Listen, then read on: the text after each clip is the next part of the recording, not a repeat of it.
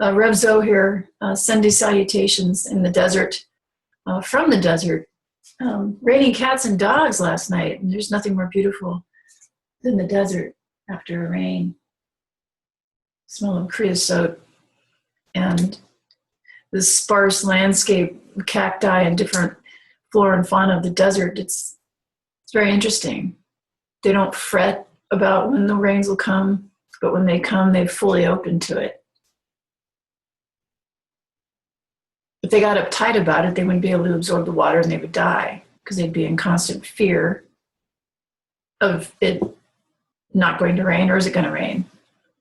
And constant hope that it was going to rain, which is about the topic today, hope and fear. So let us get our seats, as they say, have a sip of tea or coffee. And go ahead and just soft focus for a moment. Put your feet tap on the floor. Sometimes that just reminds you of where you are on planet Earth, in the middle of the Milky Way, hanging like a marble in the middle of nowhere, being supported by Mother. Go ahead and salute yourself, your body, the structure that's supporting you right now, gravity, the food, the air, other people's talents, your will, God's will. And let us just sit in the reverberation of the ever-present love, whether we're aware of it or not, open to it or not, it's always vibrating.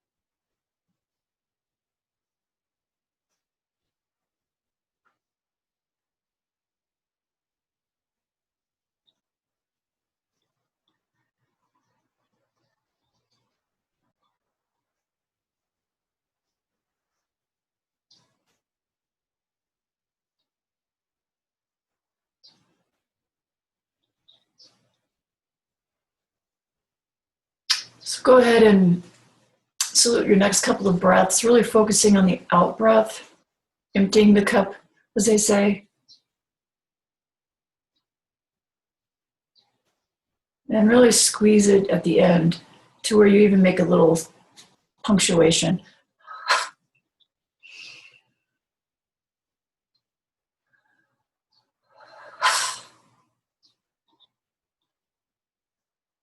It's so important to dump before you put something else back in.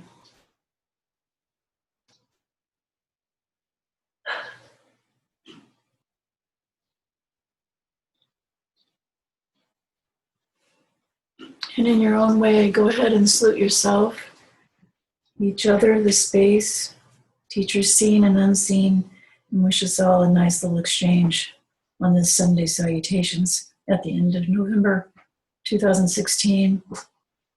The last Sunday of November, and this Sunday will never happen again. As this moment will never happen again. Curious. So I just wrote in what do you call it, Instagram, Twitter hoo-ha.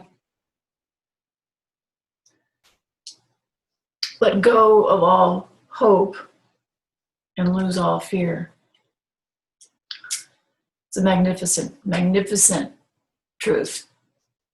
Hope breeds fear, and fear breeds hope.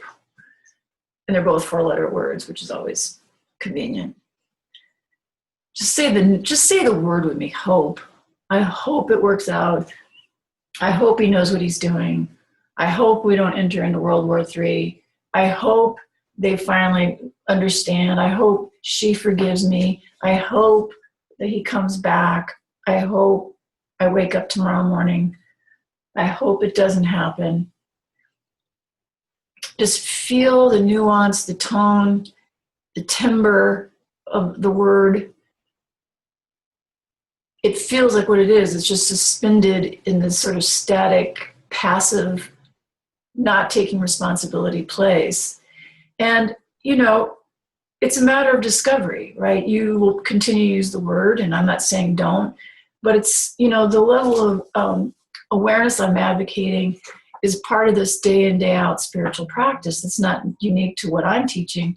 It's just coming through this vehicle, and I hit on certain things pretty steadily and pretty consistently, for as much as consistency there is, or as I adhere to. But there are some consistencies, and one of them is committing to the discovery on your own, but taking my cue that, I'm not just speaking out of my ass. I'm talking out of personal experience and exploration and discovery. Hope. I hope. Why do you hope? What would be the opposite? I don't know. I mean, that's what I'm saying. I don't know. I don't need to know. Here's the desire, and here's the balloon that I let go, and I go on to the rest of my day. But hope keeps you stuck. It's based on past expectations. This is where it gets really interesting. It's based on a disappointment. This is my 3Ds again. Desire, disappointment, and desperation breed hope. Desire, disappointment, desperation, hope. Desire, desperation, disappointment, desperation, hope. Desire, disappointment, desperation, hope. So back to our old bootster. All suffering originates with desire. But what are you going to do? You have desire, right? It's having the desire, letting it out there. It's funny, my gyrotonics trainer, my master trainer, we were talking about the soft hand versus the clinging hand, and I didn't tell him at the time, but when you learn about attachment or detachment, when I was in the convent, one of the swamis was so brilliant. He's like, this is not detachment, that's aversion. That's trying not to deal with life. This is attachment, and nothing can come in. Nothing can come into here, nothing can come into here. It's a soft hand. So something can come and something can go. It's like that's the place it's not hope and it's not fear. It's allowing, right? We have to cultivate that. It's like I have the desire, and then however it gets fulfilled, I receive it. And then that goes, and then something else. This is a practice, and you practice it by the daily occurrences in your life. Where do you resist? Where do you attach? Playing with the inside. This is the equivalent of and, right? So we're talking about sobering up around hope. Because if it doesn't happen, then we go into fear.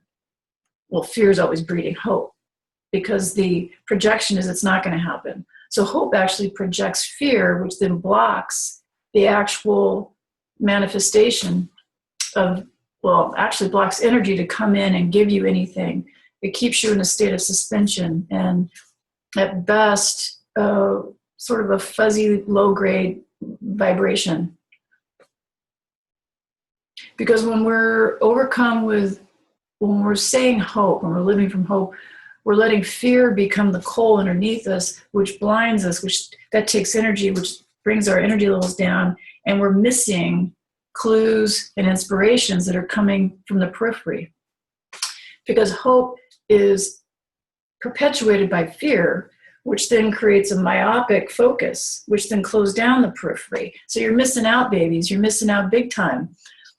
And it certainly takes you out of present time, for sure.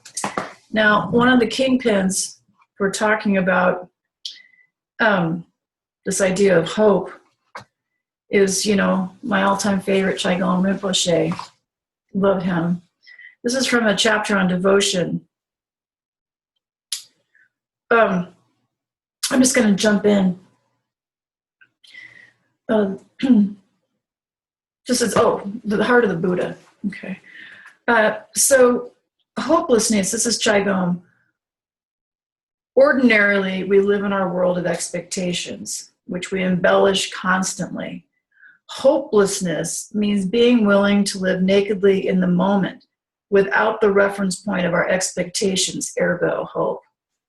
Expecting good fortune or bad fortune is like believing in fortune cookies. It is just entertaining ourselves with expectations. Chaos might arise or develop, and creativity might arise. Either situation is possible. But in communicating with a spiritual friend, which is a teacher, guru, or God, he means guru in this case, we're not looking ahead. We're directly involved in the very moment. The spiritual friend, guru, teacher, God, does not exist as a dream of the future like an arranged marriage that is yet to be consummated. The spiritual friend is right there in front of us, 6 inches away. He's right there. And I would just say, the spiritual friend, if you don't have a teacher, well, life is a teacher. It's cliche, but essentially how I would just make that accessible to you is that whatever is present is your spiritual friend. So if you're in defiance, if you're obsessed with hope, because you're in fear, you're missing out on the guidance that is around you. So it would behoove you to lose all hope and be inspired with what comes. It's interesting. I was turned to looking at Emerson recently here. This is beautiful. Self-reliance. I was reflecting on the last few weeks and people afraid and hopeful and all this jazz, which is, this is part of the learning curve. And this is from Self-Reliance, Emerson. Trust thyself. Let me back up. It may be safely trusted as proportionate and of good issue, so it be faithfully imparted. But God will not have his work made manifest by cowards. A man is relieved and gay when he has put his heart into his work and done his best. But what he has said or done otherwise shall give him no peace. It is a deliverance which does not deliver. In the attempt, his genius deserts him. No muse befriends, no invention, no hope. Cowardice cuts off all inspiration and all communication with the muse, which then perpetuates fear, which then perpetuates hope, and then the stagnation, da-da-da-da. Trust thyself. Every heart vibrates to that iron string. Every heart. Accept the place the divine providence is found for you, whether it's at the airport with a late plane, with someone walking out on you, with winning the lottery, with being stuck at home because you don't have transportation and it's raining, like whatever it is. Accept the place the divine providence has found for you, the society of your contemporaries, the connection of events. Great men have always done so and confided themselves childlike to the genius of their age. That's the innocence, the ability to deal with things as they are and not being in resistance or arrogance or preference. Betraying the perception that the absolutely trustworthy was seated at their heart, working through their hands, predominating in all their being. And now we are men, and we are now men and must accept in the highest mind the same transcendent destiny, and not minors and invalids in protected corner, not cowards fleeing before internal revolution, that's my word, but guides, redeemers, and benefactors, obeying the almighty effort and advancing on chaos in the dark.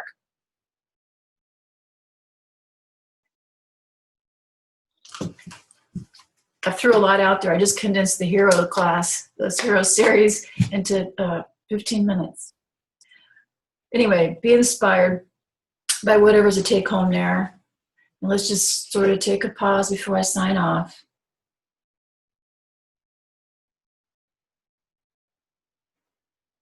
Salutations and blessings to all those beings suffering at every level of existence. Salutation and blessings to all those beings we have hurt by thought, word, or deed, knowingly or unknowingly. May we grow in love and understanding.